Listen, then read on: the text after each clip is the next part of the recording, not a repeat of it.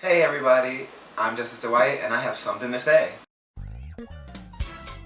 So today's video is basically about me giving tips to artists because after my last video I've been getting a lot of questions and I didn't think I was going to make another video. This was just kind of a one-time thing, but here we are again. So I guess I'm just going to start with art supplies. Somebody was asking me not where do I get my supplies from, but how did I choose acrylic paint as my main medium? And as an artist, it's important to, I guess, figure out what you like to work with because there are so many different things you can work with.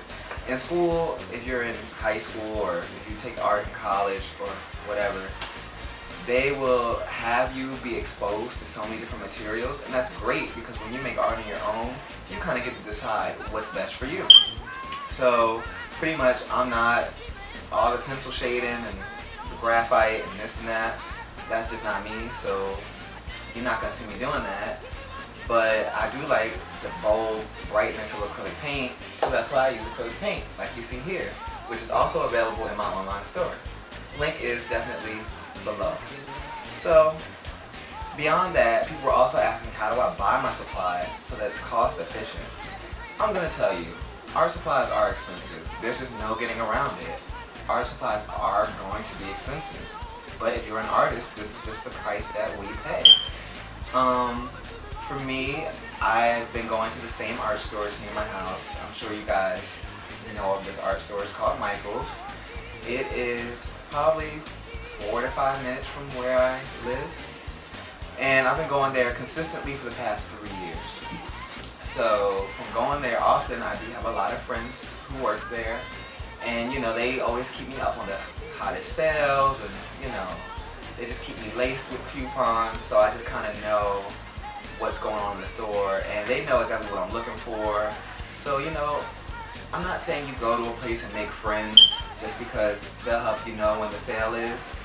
You should just go into your favorite store and be nice to people, be friendly. Make friends, because you never know. They might need you, you might need them, you never know. You could make friends with someone at the store and they could want to buy some of your artwork. They could be like, can you make this for me? You're so talented. You never know. So always keep that open and in mind when you go shopping for your supplies. Be nice to everybody. Don't go in there being a bee. So you also should, when you're buying supplies, also think about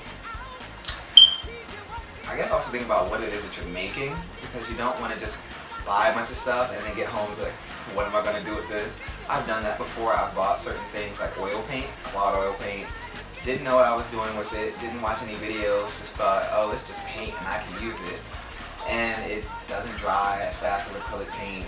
It stays wet for weeks, months, years.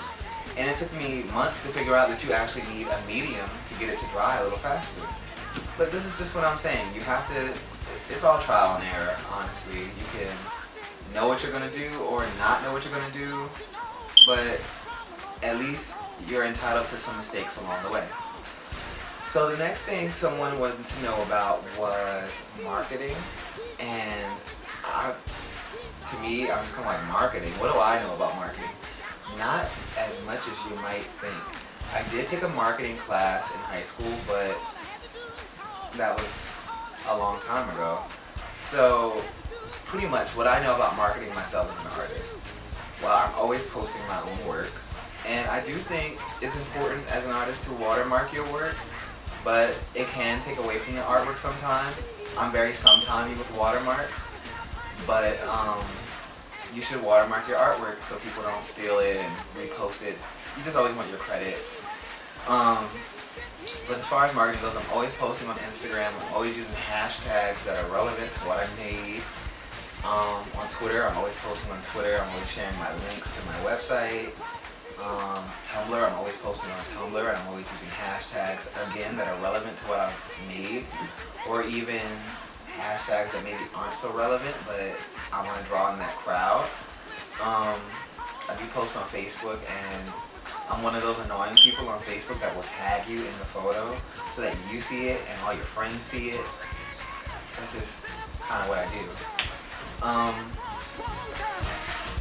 far as marketing, also there are pages on Instagram and Facebook and things like that that will see your artwork and they will share it. They will see it and go, this is great work, I want to post this. And they'll give you credit and you'll gain a lot of, I guess, exposure from that, if that's what you're looking for. Marketing your artwork online, which is very important. You always want that exposure as an artist so you can, I guess, get more people interested in what you're doing. Or if you're trying to make money off your artwork, make money off your artwork. But beyond that, as an artist, you should always remember that you should create artwork for yourself. You have to create artwork that you would want to hang on your walls in your house. You know what I'm saying? You shouldn't feel like you have to make art that you think other people are going to like. You have to make what you want, because at the end of it all, people are going to love you for you and they're going to accept you for you. And no one out there, not one artist can do what you do the way that you do it. I mean, there are people who are great with technical skills and they're technical artists, and there are people who are not, but they are all great artists. Do you understand? You have power and you need to use that. Stop looking over here and looking over there. Don't compare yourself. Don't compare yourself to other artists. That is bad. That is bad. I've seen it happen. I've seen people be compared and it's ruined their whole spirit as an artist, their creativity, everything. It just, don't compare yourself. You are doing you. Continue to do you. Why you want to do them? That's just not you. So beyond that, when it comes to doing custom work, always remember that when people request things from you, kind of try to remind them that, hey, I get that you want a unicorn on top of an airplane being balanced on an elephant's trunk, but this is my style of work that I do, whatever that may be, and if you don't expect it to look like this or these, then you shouldn't be asking me for this kind of work. You get what I'm saying? I'm not a realist as far as my artwork. I don't do realism or photorealism, whatever it's called. I don't do it. Some people, they do it, they do a great job. That's their business. But if you come to me asking for something photorealistic, you might as well take the photo, because I'm not doing it. It's just not what I'm going to do. I have a style. So remind your custom work people, hey, if this is not what you want, I'm not going to spend time working on it and then you're going to act all bougie about it. No.